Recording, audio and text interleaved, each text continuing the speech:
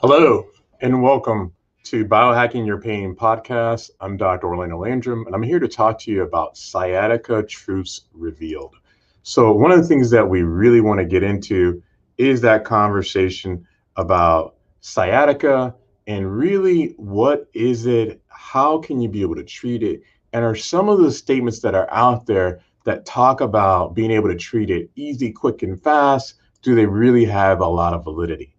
So when we talk about sciatica, basically it involves the context of the sciatic nerve. As you can kind of see, it has a nerve that goes down our leg, as we very well know, that goes from the leg into the foot. And there's a number of different reasons and rationales for potentially having that pain that is situated in that area that can cause a whole host of different problems. The sciatic nerve is actually comprised of a number of different nerves, not just one nerve that help formulate it, but the feeling and sensation of sciatica is not just limited to the nerve alone, as we actually think that's the case, but that's not really the case. So when we really look to get into the better understanding of what sciatica is, we find out it's a lot more complicated and more complex than what we would have originally surmised. So we talk about sciatica, frequently we think about the aspect of the sciatic nerve, right? And so when we look at the context of the sciatic nerve, we know that it's formulated from some of the nerves that are present within the context of the back, and that those nerves come together and they produce the sciatic nerve that comes in from the aspect of the sciatic notch here and then proceeds to go down the leg. So if we were to look at this with a little bit more depth and detail, we can be able to see this in a better orientation. And so something that would look like that would kind of give us an orientation like this. So we may have sciatic pain patterns that show the aspect of a compression of the L4 nerve or a compression of an S1 nerve root, which will go further down into the foot. But we know that there are differences. And what are the differences that exist? So some of those differences that exist are the following. If you take a look at an S1 nerve root, traditionally, you will say 75% of the population is what you see in red, meaning if we're taking a look on the far right side, it comes down the back portion of the leg, it stays within the outside portion of the back leg, it hits the aspect of the heel, and then it goes into the fifth toe and the fourth toe, or the little toe and kind of the quote unquote ring toe. That's where it would be for the vast majority of people. However, 50% of the population feels it a little bit differently. They feel it within the context of that yellow, so a little bit further outside. And then there's a smaller amount that feel it more in that green portion. So what we know is that at the end of the day, there are differences in terms of what the actual nerve pattern happens to be. But more importantly, one of the things that we really have started to be able to learn is that sciatica is actually the composition of a number of different issues. And so some of those issues include everything from a bulging disc to an inflamed joint with an irritated nerve to the aspect of components of inflamed muscle that squeeze on the aspect of the nerve. And so why are we telling you all of this? Why I'm telling you all of this is because you frequently see a number of different blogs and videos that will say, hey, sciatica stretches and you'll get back to where you need to be, or piriformis issues or herniated disc, you do this exercise and you'll be back to where you want to be.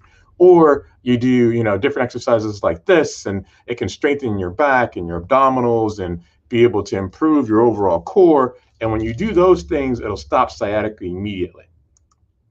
Well, first and foremost, it really kind of depends on what that underlying problem that is causing that presentation of sciatica.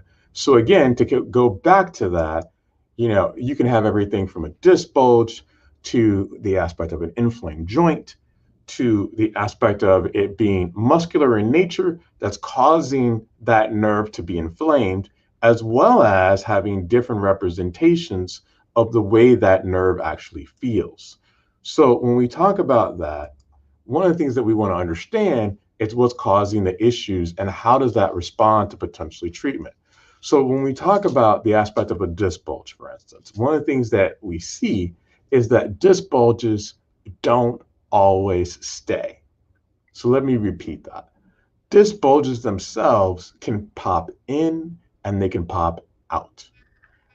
In and out. And it's typically not always associated with treatment, injections, surgery, or even exercise.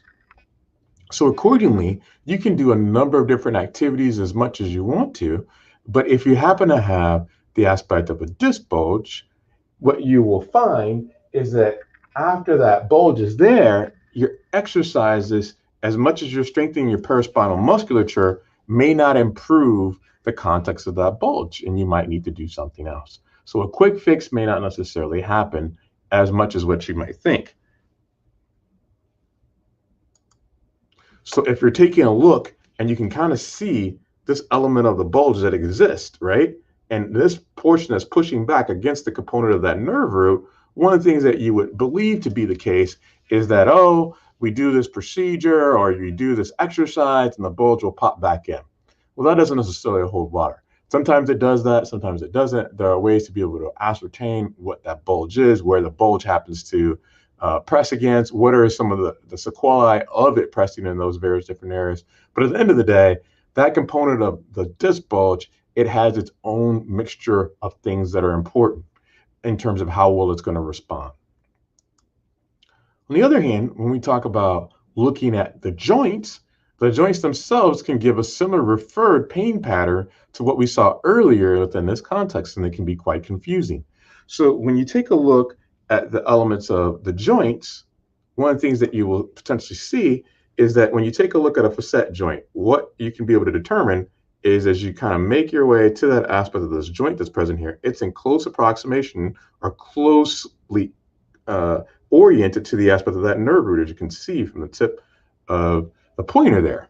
And so when you have that joint that's causing that squeeze, that's causing that pressure, it can have a whole host of other elements that add to it. Because of the rubbing and the problems with that joint's function, you can have problems with osteophyte formation. So what exactly is an osteophyte? An osteophyte is the development of bony protuberances or deposits of calcification in and around that area that can cause its own squeeze on the nerve root. So when you have that, you have to either physically remove it, or you have to find ways to be able to make sure that that nerve root doesn't have that same type of squeeze and pressure. And just by doing exercises or certain activities, it may not improve it and make it sustainable or long lasting. And then finally is the context of us talking about Piriformis Syndrome. So when we look at this kind of represents that aspect of a nerve that's being squeezed by the muscle, or a more accurate representation may be something where you can be able to see this. So you're looking at the aspect of the sacrum, you see the piriformis muscles coming down to the components of the femur, and then within some context, that sciatic nerve relates to the muscle. And so when I say relates, what I mean is sometimes that nerve will run under, sometimes it will run over, sometimes it will run through the muscle. And so if that muscle is taut, if it's atrophied, if it has various different elements that just don't present normal muscular function, it can cause a squeeze of the nerve. Hence the reason why people talk about doing piriformis stretches, how you can be able to activate that with different positions that's present in yoga or Tai Chi. And all those things can be good. However, if you're not able to improve the muscle for various different reasons, or the nerve has been injured to the point where even with improvement of the muscle means you still have a problem, it won't necessarily improve the overall condition that you're trying to be able to treat. So one of the things we want to do is do a quick break and come back and talk a little bit more about sciatica and how quick fixes are not always the treatment that will be sustainable.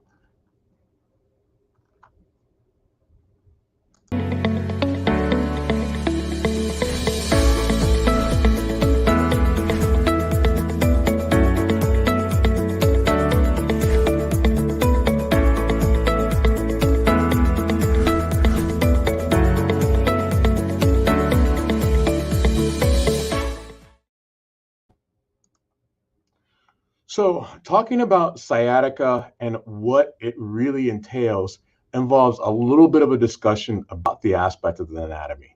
So when we talk about the anatomy, one of the things that we see is that the sciatic nerve is comprised of a number of different nerves, which frequently aren't fully discussed in depth and detail. And what we see is this lumbar radiculopathy, which is another designation for sciatic nerve, has the aspects of L4, L5, S1, S2, S3. And any of those can have an issue, whether it's, as mentioned before, the problem with the joint, the problem with the disc bulge, the problem with the muscle, and then having a concomitant issue and problem where the patient feels pain that's associated with that nerve and it doesn't improve for an extended period of time, despite the aspect of exercise or other elements that have been added to try to improve it. So, what do you really need to know in order to be able to figure this out? What you need to have an understanding about is what's the clinical presentation, and can you be able to look and ascertain, are you having certain problems that give you a mixture, or are they predominantly one problem? So, for instance, if you look at the aspect of a disc bulge, normally you're going to have certain symptoms that are going to be associated with it. Traditionally, it's going to be more sharp and shooting in nature. You may have a burning sensation that's associated with it. As mentioned before, you very well may have that pain, depending on what nerve root is specifically involved, going down the back of the leg, stopping at the knee, sometimes going all the way down the leg and stopping at the foot. You may have some potential changes in your reflexes associated with it. Additionally, you also might have changes in terms of your muscular tone and strength. And so those things are hugely important, because then we talk about different types of interventions as opposed to just doing physical therapy or home exercises.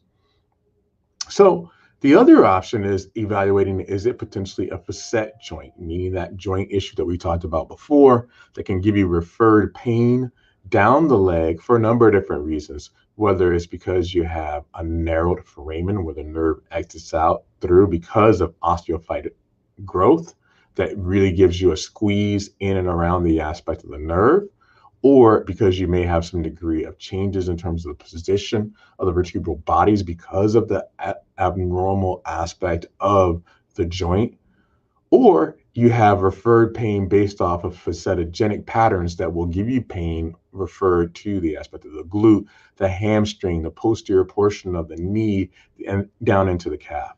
All of those things can potentially be related to a facet joint.